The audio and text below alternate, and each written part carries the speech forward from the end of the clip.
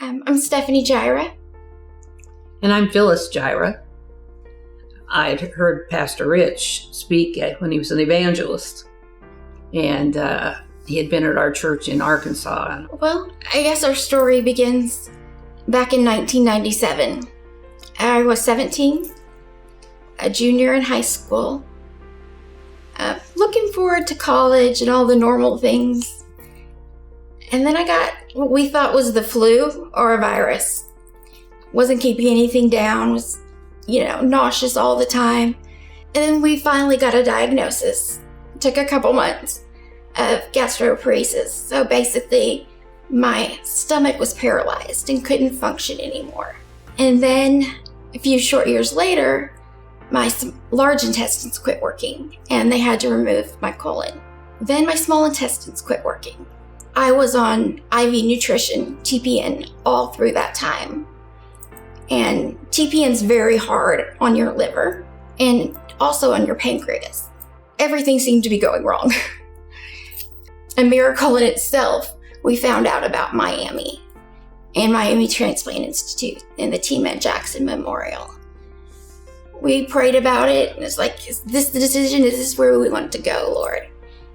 And I think we both felt a lot of peace about it. We flew out here, met the team. By 2018, the liver had gotten worse and the pancreas had gotten worse.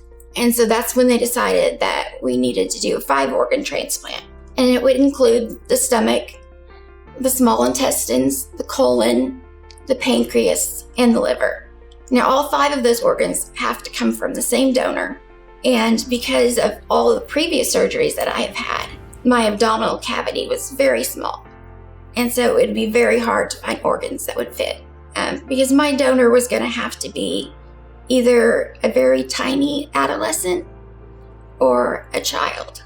But because they knew it was going to be a longer wait, they said, it's okay for you to stay home, but you have to fly down every 90 days and see the team. So we did that for 2 years. And then finally it's gotten where I had gotten too sick to really travel back and forth like that. And also COVID hit. And so you couldn't travel back and forth. You couldn't fly back and forth. So we packed up our stuff in our van and drove down. The one thing we had been trying to avoid since the start of the pandemic happened. And I ended up with COVID. She called me at 1 o'clock in the morning and she says, Mom, they said I have COVID. And not just a mild case of COVID, but I spent the next month and a half in the ICU at Jackson. Probably about 25 to 30 of those days I was on a vent. And then I was also on the heart-lung machine. So I went the next day and I got tested. And I had COVID. I had COVID pneumonia. And so it was hard not being able to be with her in the hospital. But when I talked to her nurses, I would say, you go in there, even if she's not awake, you tell her that her mom called, she loves her, and she's praying for her. But the whole time I knew that I wasn't there, but God was there. The doctor said that there's no reason that I should have lived, that I should have survived that but whatsoever. Exactly. And in fact, I am the last COVID patient that they put on ECMO who has survived. The doctors like to remind me, I almost died a few months ago. Slow down. Because as soon as I got stronger and I was like, okay, when can we be reactivated on the transplant list? Mid-April, my MELD score, which is what they gauge how bad your liver is, was moved to the highest it could possibly be. Just praying, it's like, okay, God, is this your plan for me? What am I doing, And it was one of the times that was just a really hard time. And he promised me that things are going to get better. They're going to get a lot worse first, but they will get better. So dying wasn't something that I even thought about. So it hasn't mattered what the doctors said or what they thought.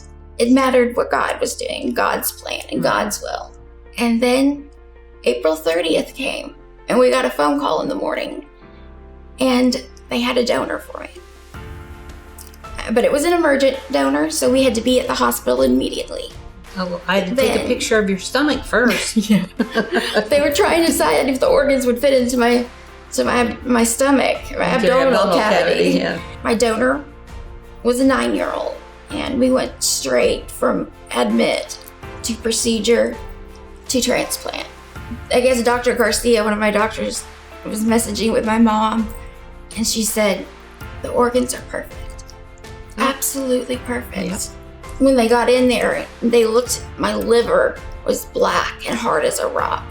So by medical terms, I had maybe a week or 2 left. The whole thing is God was in control. Yeah.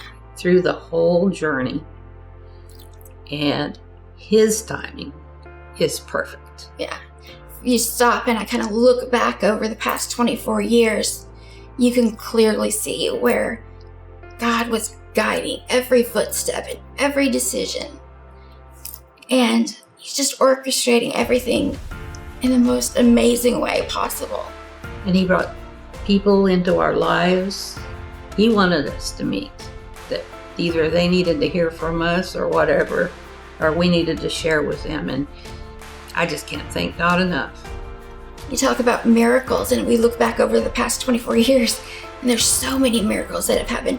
The doctors at Jackson actually joke whenever I would have a complication come up or anything, and they'd go, well, we're talking about Stephanie? Oh, she'll be fine. She always bounces back, Because that's God. Right. Exactly. Got the 5 new organs. And all things considered, we're doing really good. There's been no rejection or anything like that. I managed not to have a lot of the complications that they usually see in recipients that was as sick as I was. My prayer has always been for God's perfect will and perfect plan for my life. Mm-hmm. It's been ours too. If that meant this, it meant walking this journey, the hospitals, the surgeries, the doctor, everything. I would choose that again. I don't want a version of his perfect will for my life. I want the perfect will. God's faithful. He kept his promise to me, to my family. And he does that for everybody if they want. We can't give him enough glory. Yeah. And it was actually a couple days post-op. One of the doctors comes in, he goes, so what you gonna do now? And I was like, what? He goes, well, what are you gonna do now that you're not sick anymore? I'm looking forward to going to church again. As soon as, whatever God has in store is what I want. You've got to put your faith and your trust in God. And remember, God specializes in the impossible.